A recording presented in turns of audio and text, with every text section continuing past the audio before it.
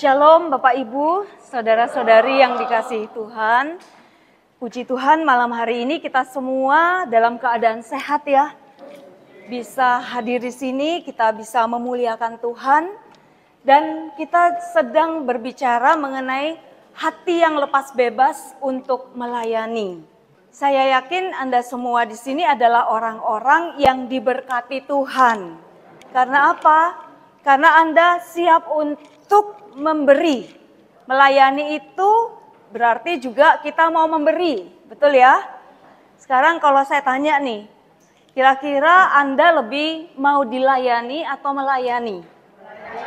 Melayani ya, apalagi kalau itu pelayanan rumah sakit ya, betul? Pasti hanya orang-orang yang sehat yang kemudian bisa melayani. Dan kalau kita melayani, kita juga sebenarnya sedang bertumbuh.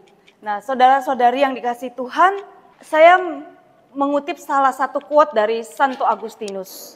Dia mengatakan, Allah lebih memilih ya, pekerjaan yang tidak sempurna, tapi mendatangkan kerendahan hati, daripada pekerjaan yang sempurna namun mendatangkan kesombongan. Bapak Ibu, ketika saya mengajar atau saya melayani, kalau tidak sempurna itu buat saya rasanya bisa membuat saya itu berpikir selama beberapa hari nih. Aduh, saya kok kurang ya tadi. Mestinya saya ngomong ini kok kelupaan. Mestinya saya bisa nih melayani lebih baik. Tidak seperti yang saya rencanakan. Kenyataannya kok ada kurang sana sini. Biasanya tuh saya nyeselnya tuh lama. Karena saya mikir sesuatu itu secara terlalu serius nih ya. Kesuksesan ataupun kegagalan terlalu serius. Nah, ternyata itu juga bagian dari kelekatan. Saya ingin menjadi orang yang selalu dianggap hebat, sempurna, perfect begitu. Nah, Bapak Ibu, ternyata itu juga menjadi satu beban kalau saya melayani, ya. Saya ingat tuh dulu waktu saya kuliah, setiap kali mau ujian, saya tuh tegang. Karena saya takut nanti gagal atau nilainya jelek. Nah, Bapak Ibu saudara-saudari yang dikasihi Tuhan, ketika kita melayani, kita perlu mempunyai hati yang lepas bebas. Supaya kita sendiri itu happy, kita sendiri itu bahagia, kita sendiri itu sukacita ketika melayani, dan juga orang-orang yang dilayani mengalami sukacita. Ya. Nah, perkenalkan, nama saya Ellen. Ini anak saya dua, yang kiri dan paling kanan. Suami saya di tengah. Yang kiri kanan usia 28 dan 26.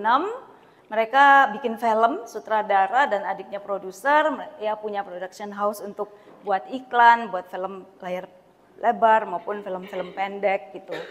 Dua-duanya masih buka lowongan ya. Jadi saya masih buka lowongan untuk jadi besan. Nah, belum menikah. Nah, Bapak Ibu ya, nah ini adalah foto waktu saya wisuda S2, nanti saya cerita nih kenapa saya menayangkan foto ini. Lalu kemudian ini ketika saya wisuda S3 untuk doktor teologi di Sekolah Tinggi Filsafat Teologi Widya Sasana Malang. Jadi memang ini adalah program S3 di teologi atau doktor teologi yang pertama untuk Katolik di Indonesia. Ya. Jadi saya adalah lulusan pertama perempuan untuk lulusan di Indonesia untuk teologi Katolik. Jadi Anda yang mau belajar teologi di situ juga buka S1 sekarang teologi. Ya. S1 kemudian S3, S2, S3. Nah, saudara-saudari ini beberapa pelayanan saya selama 27 tahun di KTM, sekarang 28 ya. Dan beberapa pelayanan yang saya lakukan sekarang sebagai Ketua Komisi Kerasulan Kitab Suci di Keuskupan Malang. Nah, Bapak Ibu selama 28 tahun menjadi KTM saya belajar untuk melayani. Makanya saya juga ingin saat ini berbagi sharing mengenai pelayanan dan bagaimana sih hati kita supaya terlepas dari segala beban-beban yang membuat pelayanan kita, hati kita berat. Dan supaya kita sendiri setelah melayani itu tidak ditolak oleh Tuhan ya. Jangan sampai kita udah kayaknya berbuat baik, tapi ternyata ujung-ujungnya Tuhan bilang, aku gak kenal kamu.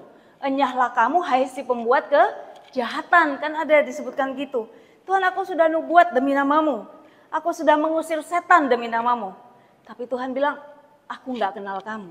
Enyahlah engkau si pembuat kejahatan. Kenapa kok bisa orang merasa dia sudah nubuat, sudah ngusir setan, kok malah dikatakan pembuat kejahatan? Nah, nanti kita lihat sama-sama ya. Nah, sekarang kalau kita bicara nih mengenai hati yang murni, hati yang lepas bebas, hati yang tidak cari-cari pujian atau pengakuan orang, hati yang tidak mencari untuk diri sendiri ketika melayani, itu kita tidak bisa lepas dari apa yang dikatakan oleh Yohanes Salib. Kemudian kenapa kok kita perlu punya hati yang lepas bebas dan bagaimana caranya supaya kita bisa punya hati yang lepas bebas. Yohanes Salib itu bukan pencipta teori, dia nggak bikin teori sendiri ya. Tapi dia itu membuat ajaran, aplikasi dari ajarannya Yesus dalam Injil. Ya. Yesus mengatakan dalam Lukas 5 ayat 11, dan sesudah mereka menghela perahu-perahunya ke darat, Injil mengatakan ya, menulis seperti itu, mereka pun meninggalkan segala sesuatu lalu mengikuti Yesus. Meninggalkan segala sesuatu. Jadi ketika kita mau ikut Yesus, kita itu perlu meninggalkan segala sesuatu. Artinya apa? Meninggalkan hal-hal yang tidak membuat kita bisa mengikuti Yesus. Meninggalkan hal-hal yang tidak sesuai dengan jalannya Tuhan. Nah, di situ kemudian Lukas 5 ayat 28 juga dikatakan, maka berdirilah Lewi dan meninggalkan segala sesuatu. Jadi sebenarnya sedikit pun kelekatan itu tidak baik buat hidup rohani, ya. Nah, dalam Lukas 18 ayat 22 juga dikatakan, mendengar itu Yesus berkata kepadanya, masih tinggal satu hal lagi. Dari begitu banyak hal yang sudah dibuat, hal-hal baik, 10 perintah Allah udah dibuat nih. Tapi Tuhan bilang tinggal satu lagi, yaitu juallah segala yang kau miliki dan bagi-bagikanlah itu kepada orang-orang miskin. Maka engkau akan beroleh harta di surga. Kemudian datanglah kemari dan ikutlah aku. Jadi orang muda ini yang minta nasihat pada Yesus, itu sudah melakukan 10 perintah Allah, kecuali hatinya itu masih terlalu melekat sama kekayaan. Jadi dia itu kaya. Nah, orang kaya itu godaannya besar. Karena dia gampang untuk melekat. Melekat itu artinya apa? Oh, aku punya duit kok. Aku baik-baik aja. Aku punya duit kok, aku bisa ngatur orang ya. Dan kita merasa kita bisa mendapatkan semuanya dengan itu ya. Jadi menomorsatukan. Nah, akibatnya apa? Hidup kita itu akhirnya mengejar yang namanya kekayaan. Padahal seharusnya tujuan kita adalah untuk melakukan semua apa yang Tuhan mau. Tuhan bisa pakai kekayaan kita kalau hati kita nggak melekat pada uang. Tapi kalau hati kita melekat pada kekayaan, maka Tuhan agak susah membuat kita ikut maunya. Nah, kekayaan masing-masing orang itu beda-beda. Ada orang yang pintar, dia merasa ilmu, pengetahuan atau gelar dia itulah kekayaannya, ya. Melekat pada itu. Nah, saya mungkin udah sering cerita bahwa dulu saya mulai SMP, SMA, kuliah itu punya cita-cita untuk jadi wanita karier. Studi tinggi, S2 minimal waktu itu. Nah, waktu saya menikah saya nggak pernah ngomong sama suami bahwa nanti setelah kawin saya mau kuliah lagi dan kerja. Saya pikir nanti aja kalau udah menikah baru bicara. Tapi kemudian setelah menikah saya mau kuliah lagi S2 dan kerja, suami saya melarang keras. Dia bilang, saya punya kerjaan kok, kenapa nggak kerja sama aku? Nah, memang bayangan saya waktu mulai SMP, SMA, kuliah, saya nanti kerjanya itu di kota besar, di perusahaan yang bonafit, jadi wanita karier dengan pakaian yang rapi, ya, dengan yang pokoknya bonafit. Sedangkan suami saya itu kerjanya kan mebel, tukang kayu, yang ngurusi tukang gitu. Itu rasanya saya nggak mau yang kerjaan itu. Nah, lalu akhirnya tapi karena saya ngotot, suami saya akhirnya izinin saya kuliah lagi. Nah, pada waktu saya mau masukkan formulir, ternyata saya hamil. Nah, karena hamil, akhirnya saya pikir saya tunda deh. Setelah anak saya lahir, baru saya akan kuliah lagi, S2. Nah, ketika anak saya lahir, sudah 6 bulan, saya mau kuliah lagi nih. Nah, pada waktu itu ada Romo, teman saya waktu kami tim Choice sebelum saya menikah, datang ke rumah. Dia cerita, punya teman, anaknya masih kecil-kecil, kuliah lagi, terus dia tuh stres gitu. Waktu dengar ceritanya Romo itu, saya tuh jadi kecil hati. Nah, waktu Romonya pulang, begitu dia meninggalkan rumah, saya tuh langsung masuk kamar doa. Waktu itu saya memang sudah ikut KTM, saya sudah biasa baca kitab suci tiap hari ya sambil berdoa, Lectio Divina. Nah, waktu itu saya masuk kamar doa, kitab suci di meja saya, langsung saya buka. Dan pas memang waktu itu saya buka 1 Korintus 1-2, saya baca dan ternyata itu luar biasa, kata-kata yang membuat hidup saya itu berubah. Carilah hikmat yang dari Tuhan karena hikmat manusia sia-sia. Jadi yang tadinya hidup saya itu tujuannya saya tuh pengen S2 supaya aku dianggap hebat. Dapat pengakuan. Ya. Buat saya S2 itu segala-galanya ya. Tapi kemudian firman Tuhan itu mengubah arah hidup saya. Akhirnya saya mau apa yang Tuhan mau. Saya tahu panggilan hidup saya adalah untuk melakukan kehendak Tuhan melalui keluarga dan sesama. Jadi arah hidup saya bisa diubah ya, dan saya merasa saya diselamatkan oleh firman Tuhan. Yang tadinya saya bisa melihat bahwa keluarga itu benar-benar hambatan buat saya meraih ambisi ya. Nah, itu adalah kelekatan buat saya sehingga Tuhan itu nggak mau saya itu pada waktu itu meraih apa yang saya inginkan, karena buat saya itu nomor 1, melebihi Tuhan, melebihi keluarga ya. Jadi memang Tuhan juga saya percaya memakai suami saya yang waktu itu buat saya itu keras.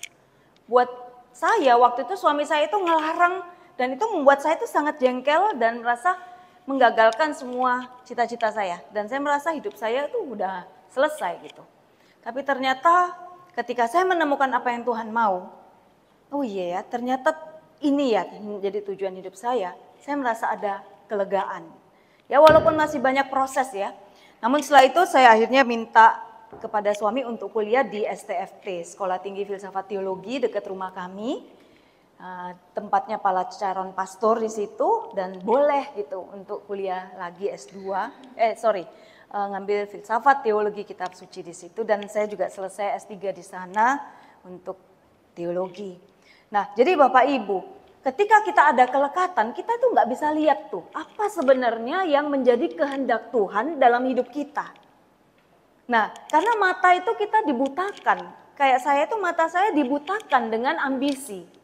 Sehingga saya nggak bisa ngelihat apa yang sebenarnya menjadi kehendaknya Tuhan. Makanya itu harus dilepaskan dulu, kelekatan itu dilepaskan dulu, kelekatan saya pada gelar, pada pandangan orang, pada pengakuan orang bahwa saya hebat, itu harus lepas dulu.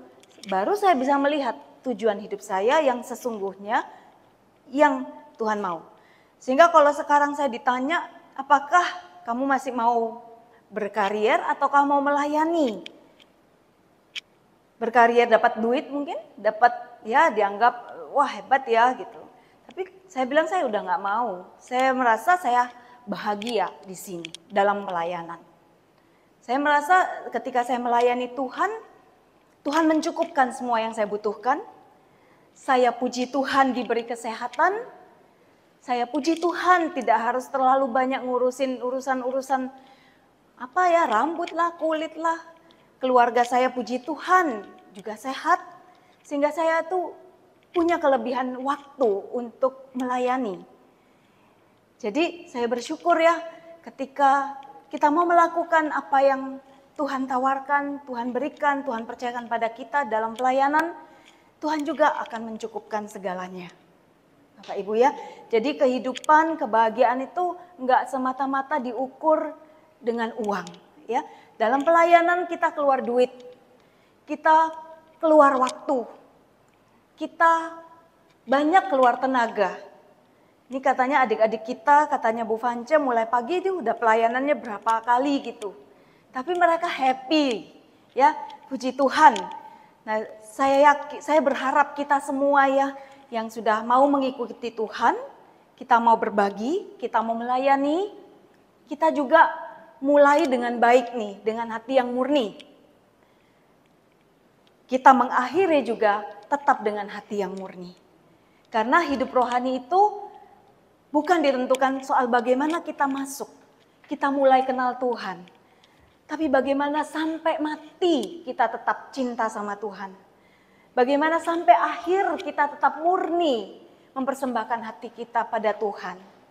Jadi tidak sampai jatuh di dalam kesombongan. Jatuh di dalam yaitu kelekatan. Bapak Ibu, saya 25 tahun itu menjadi Dewan Pelayan Umum. Kalau mungkin dari anggota Dewan Pelayan Umum yang lain, saya itu paling lama gitu ya.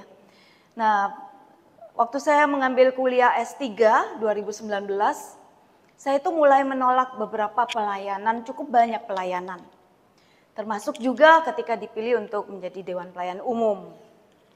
Nah, karena saya pikir saya harus fokus nih pada S3 supaya saya bisa selesai. Nah, waktu saya mulai menolak itu, ternyata saya itu ada rasa takut, wah tiba-tiba nanti saya itu nggak dipakai lagi. Nanti saya tiba-tiba orang sudah lupa sama saya. Nah, padahal tadinya saya pikir, oh saya ini, wah rendah hati lah, saya nggak melekat lah pada pelayanan. Tapi ternyata tanpa saya sadari, karena udah terlalu lama ya, saya juga ternyata ada kelekatan di situ. Nah, ketika saya menolak itu akhirnya saya sadar nih, ternyata saya ini ada kelekatan juga ya. Kenapa kok saya jadi takut, ada rasa khawatir. Tapi puji Tuhan setelah melewati saat-saat itu saya juga akhirnya bisa kembali ya. Bahwa saya harus percaya sama Tuhan. Kalau Tuhan mau pakai, ya Tuhan pakai gitu. Bukan tergantung manusianya saja. Kalau memang Tuhan mau percaya pada kita lewat orang, maka kita akan diberi kepercayaan untuk melayani. Makanya Bapak Ibu, saya itu sekarang tidak pernah mau menolak pelayanan selama saya bisa.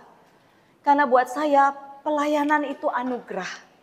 Coba Bapak Ibu, siapa di sini yang menyodorkan diri untuk melayani? Nah, pasti nggak ada.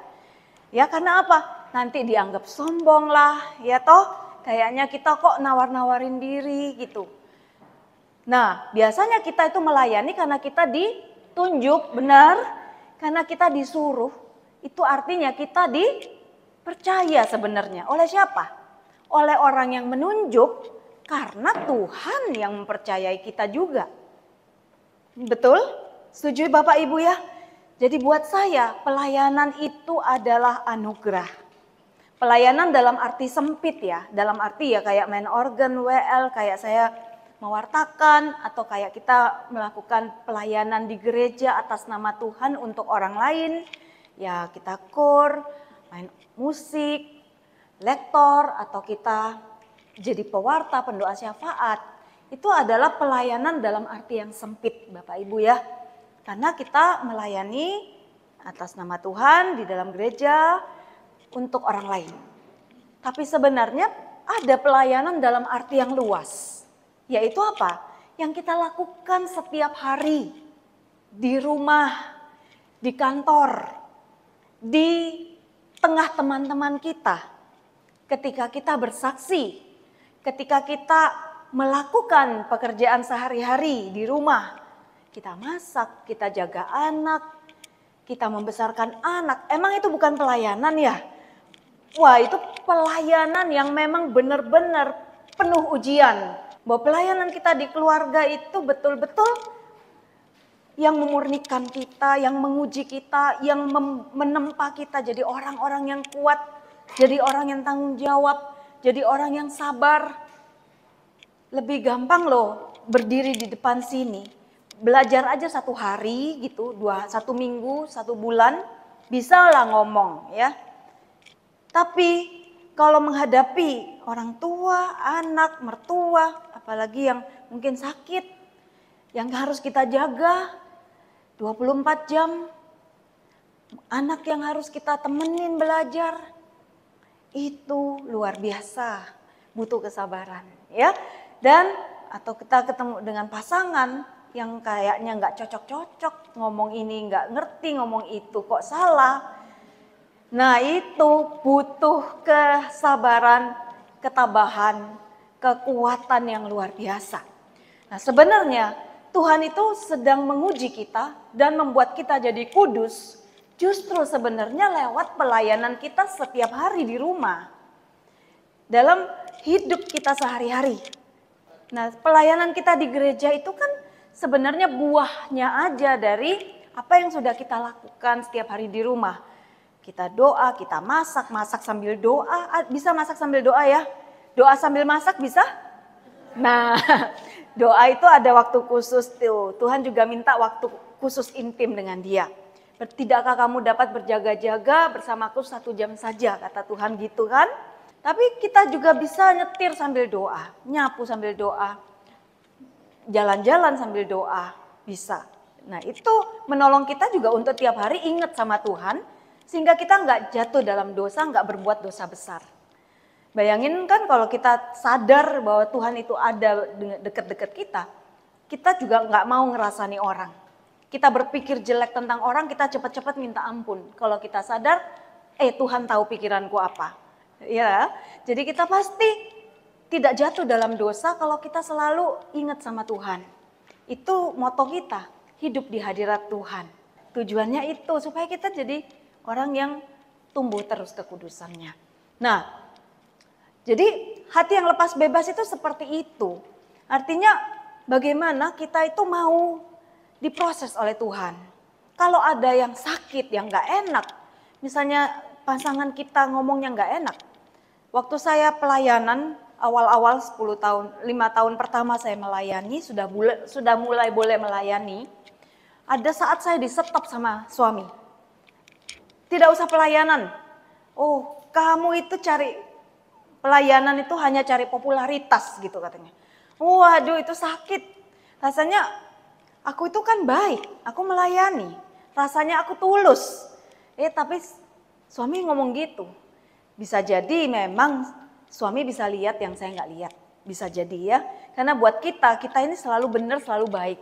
Ya, tapi orang lain mungkin bisa lihat kita. Jadi jangan cepet-cepet sakit hati. Jangan cepet-cepet nuduh orang lain itu iri sama kita. Jangan cepet-cepet nuduh orang lain itu nggak suka sama kita. Ya, mungkin betul ada hal-hal yang harus kita beresin.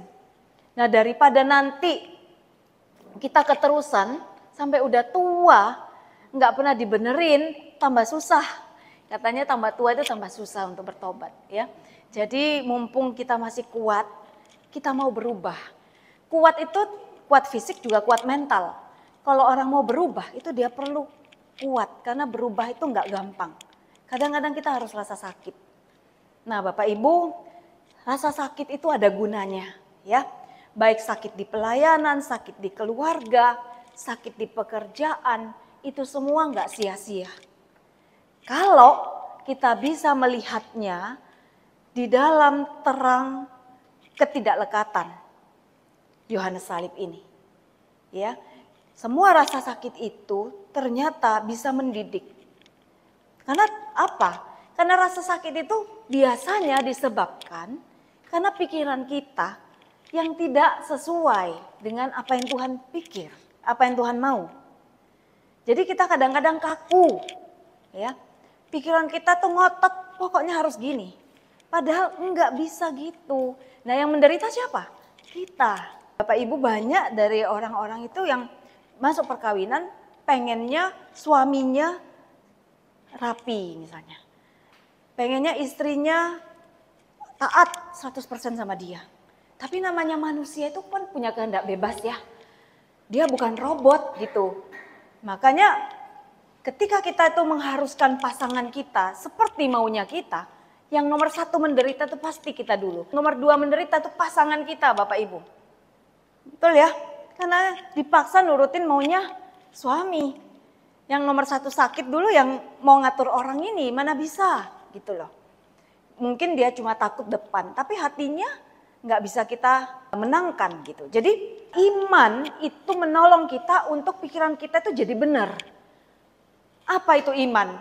Ya kalau saya sekarang ini nggak melihat nih kenyataan yang sesuai harapan atau kepinginan saya,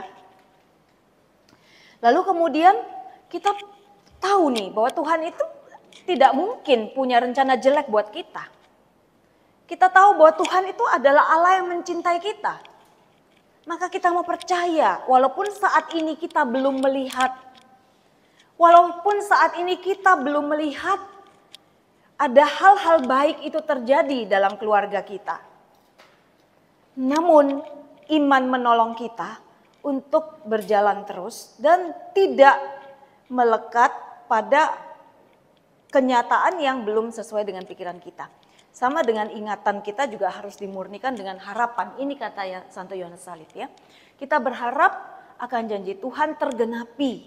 Ya, kita mengarahkan hidup kita untuk mencintai Tuhan.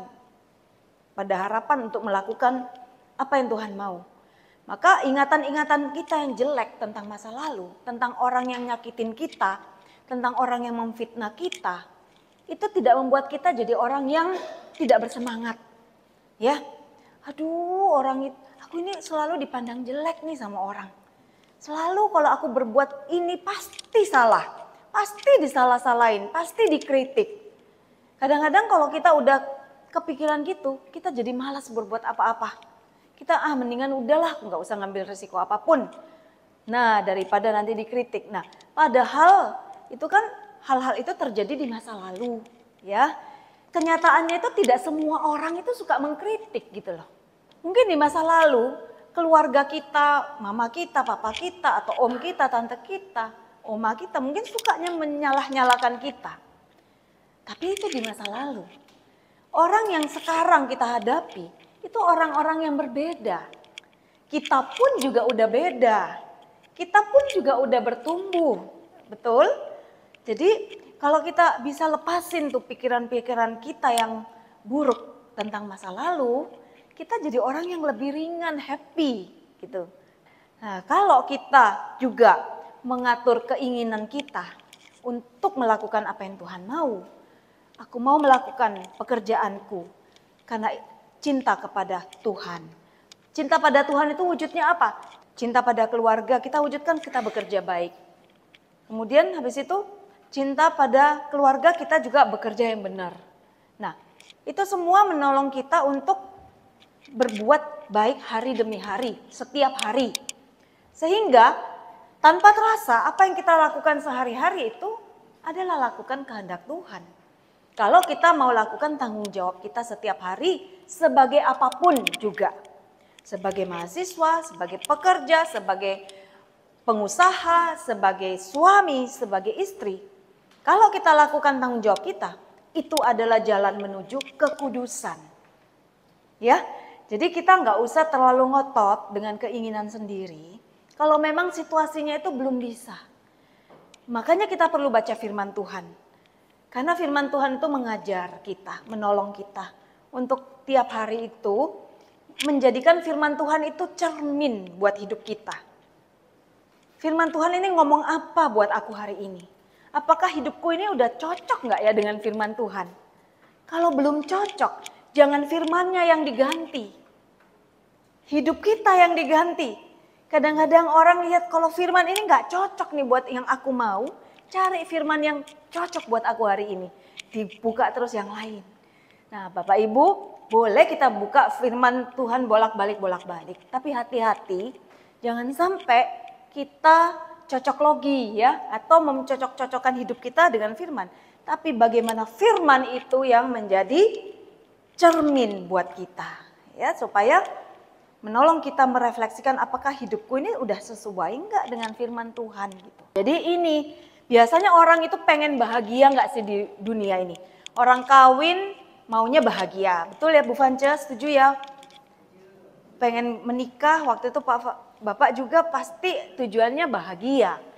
Nah, kita semua hidup di sini tuh kerja, sekolah, nanti tujuannya kalau membangun rumah tangga bahagia. Bisa punya pekerjaan yang bagus supaya aku bahagia.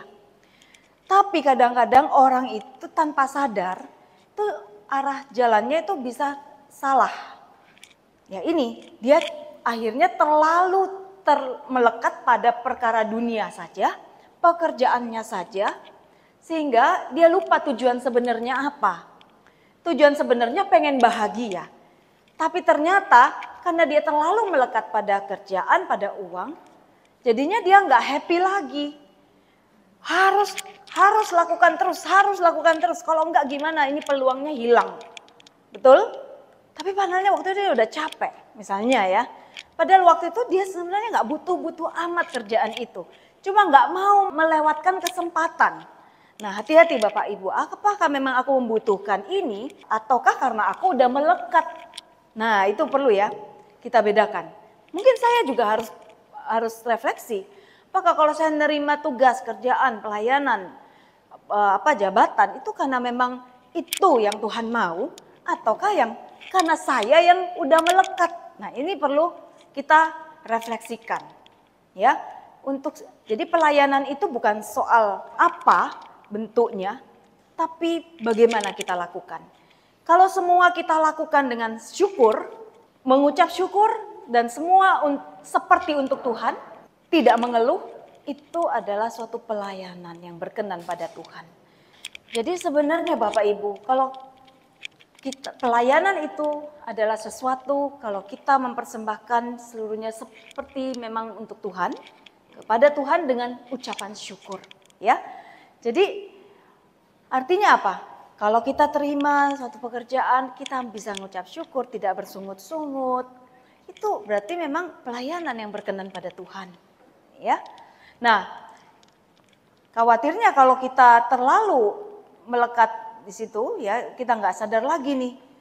Ternyata kita udah melekat pada hal-hal duniawi. Kalau saya ngomong pelayanan itu melekat pada perkara rohani.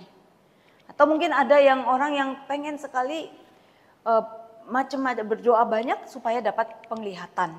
Berdoa banyak supaya dapat karunia. Itu juga namanya melekat pada hal rohani. Padahal kalau kita doa itu terserah Tuhan mau kasih apa. Jangan kita yang ngatur Tuhan nanti aku mau begini-begini. Boleh minta tapi tetap harus berserah. Ya. Lepas, itu namanya perlu hati yang lepas bebas dalam berdoa. Kita perlu hati lepas bebas dalam berdoa, dalam arti gini. Hari ini misalnya kita doa rasanya seneng. Karena apa? Kayaknya tuh nyambung sama Tuhan. Baca kitab suci ngerti semua. Kemudian kita berdoa bisa nangis, lega rasanya. Atau kita berdoa dapat vision, dapat penglihatan. Rasanya seneng, puas. Aduh Tuhan itu baik. Tuhan itu rasanya dekat sama aku. Nah, kemudian besok kita pengen lagi seperti itu. Nah, itu namanya tidak lepas bebas, ya. Besok kita terserah Tuhan mau kasih apa. Kalau Tuhan hari itu tidak mau ngasih kita penglihatan, Tuhan mau kita belajar untuk diam saja, kering-kering begitu aja, ya kita terima. Itu pun bagian dari pengalaman rohani yang Tuhan mau kasih. Jadi Tuhan itu tidak hanya ada waktu kita dapat hiburan rohani. Tuhan juga ada waktu kita dalam saat-saat yang kering. Nah, justru saat kering itu ketika kita tetap setia doa walaupun keringnya sampai 1 bulan, 2 bulan, 3 bulan, bahkan setengah tahun misalnya. Kita tetap setia doa walaupun tidak pernah merasakan apa-apa lagi. Justru di situ cinta kita sama Tuhan itu semakin diuji dan dikuatkan. Kalau Bapak Ibu nggak dapat apa-apa tapi tetap datang bersyukur, itu namanya Anda sudah semakin mencintai Tuhan. Tapi kalau mencintai Tuhan waktu semua doanya terjawab, ya itu sih normal gitu. Ya. Nah, tapi ujiannya cinta kita makin kuat ketika di saat kering kita tetap setia. Itulah jalan yang lurus kepada Tuhan. Nada itu artinya kosong dari segala pikiran kita sendiri, keinginan kita sendiri kepada Tuhan dalam doa misalnya. Atau dalam pelayanan. Misalnya kita pengen pelayanan dipuji. diapresiasi. Terima kasih, tadi pelayananmu pas banget dengan kebutuhanku. Tapi kadang-kadang bisa jadi enggak ada omongan seperti itu. Bahkan kadang-kadang mungkin kita dapat kritik, ya udah diterima karena kita kosong. Kata Yohanes Salib, orang kalau udah rendah hati dikritik pun dia tidak jatuh, dia diangkat pun dia enggak perlu sombong karena dia enggak perlu itu semua. Ya, jadi kerendahan hati itu adalah dasar dari pelayanan. Makin tinggi pelayanan kita, maka fondasi kerendahan hati itu harus makin diperkuat dan diperdalam.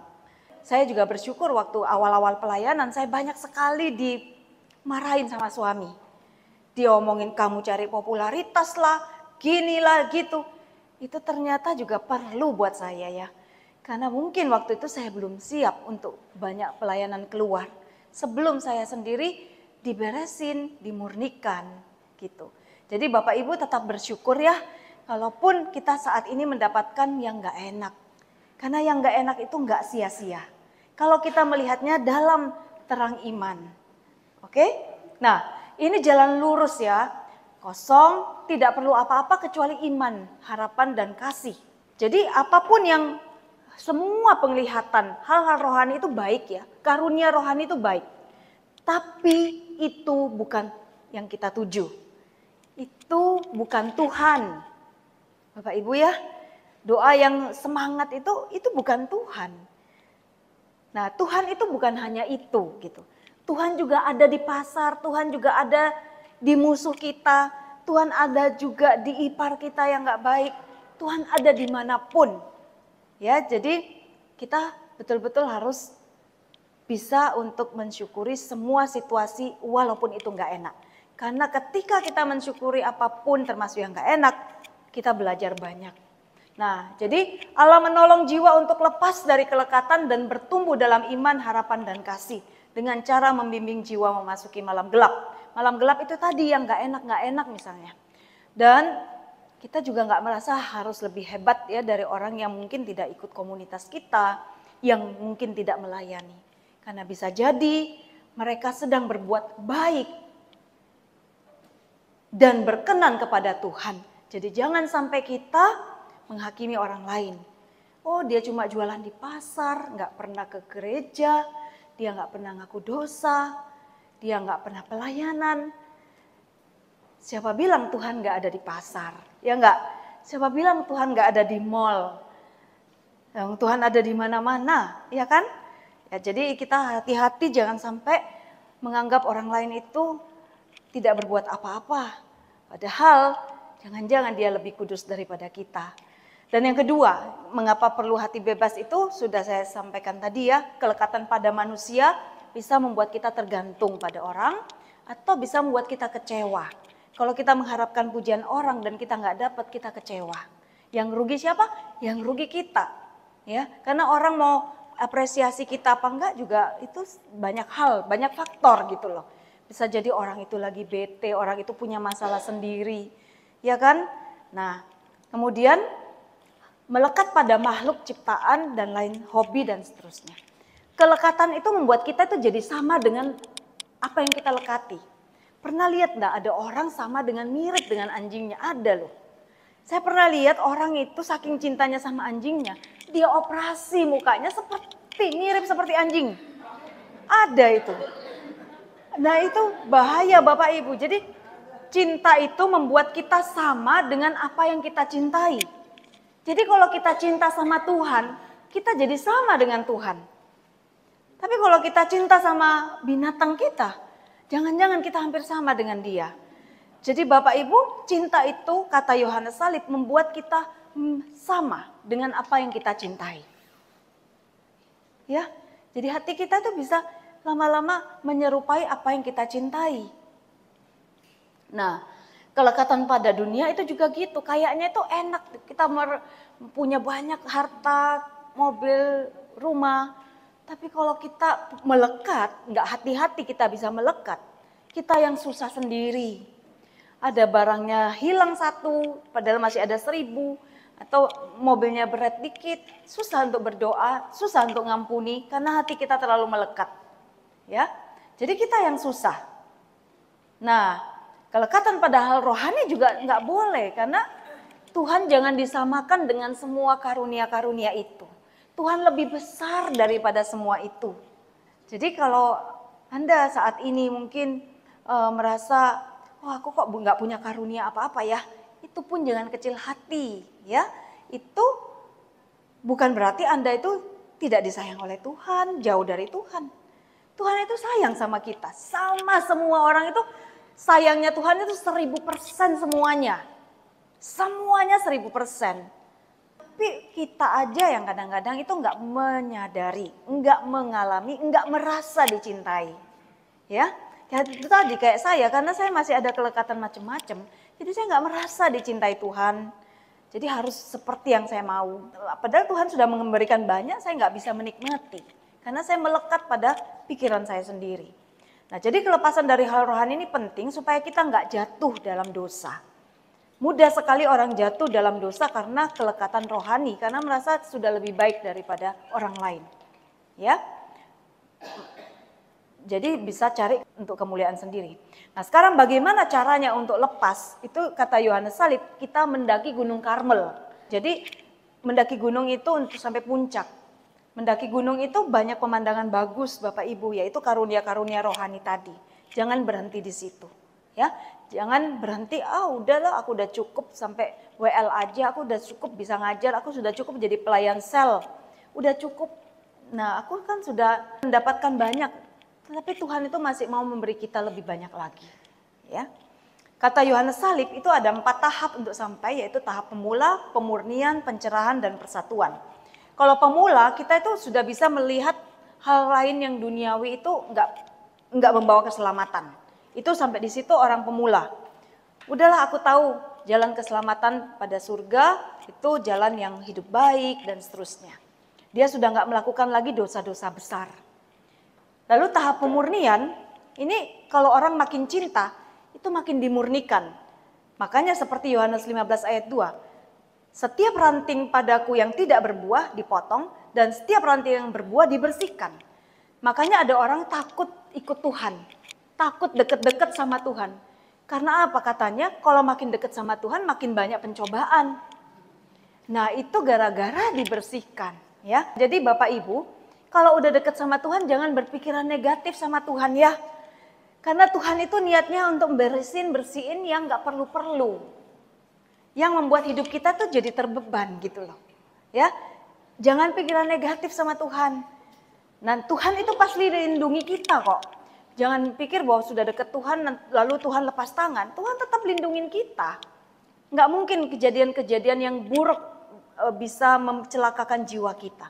Mungkin yang diambil yang rasa sakit itu memang yang nggak penting. Tahap pencerahan itu kita sudah lebih bersahabat dengan Tuhan. Sudah lebih mengenal Tuhan. Kita lebih kokoh udah, tidak lagi mudah digoyangkan. Aku ikut Tuhan, enak nggak enak tetap ikut Tuhan. Aku yakin Tuhan cinta aku, ya.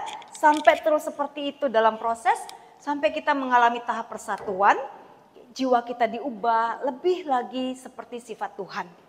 Jadi seperti kayu dan api, itu Yohanes Salib sering menggambarkan kayu yang didekatkan dengan api. Kayu itu jiwa kita yang masih basah seringkali.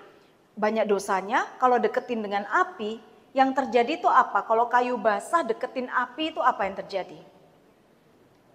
Pertama-tama itu apa? Asapnya keluar dulu. Nangis Bapak Ibu. Waktu saya pertama-tama diproses, saya nangis. Diproses sama suami. Giliran saya udah selesai diproses, dan sampai sekarang belum selesai ya. Tapi minimal yang berat-berat itu lewat. Lalu suami saya diproses, saya yang nangis lihat dia. Waduh, dia nangis-nangis juga. Jadi keluar asap waktu dosa kita banyak, diproses tuh nangis Bapak Ibu ya. Nah, setelah dosa-dosanya lumayan hilang, kayu itu berubah jadi apa? Arang yang sifatnya tuh seperti api kan. Juga menyala, mengeluarkan api, bener ya.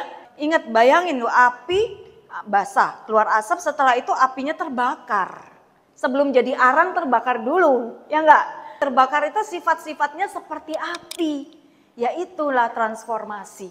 Jiwa kita itu diubah seperti sifat Allah sendiri. Demikian Bapak Ibu, Saya bersyukur bahwa kita semua sampai saat ini masih ada di dalam komunitas. Kita mau ikut Tuhan tetap. Dan saya percaya bahwa ketika Tuhan memulai prosesnya dalam diri kita, Dia akan menyelesaikannya sampai tuntas.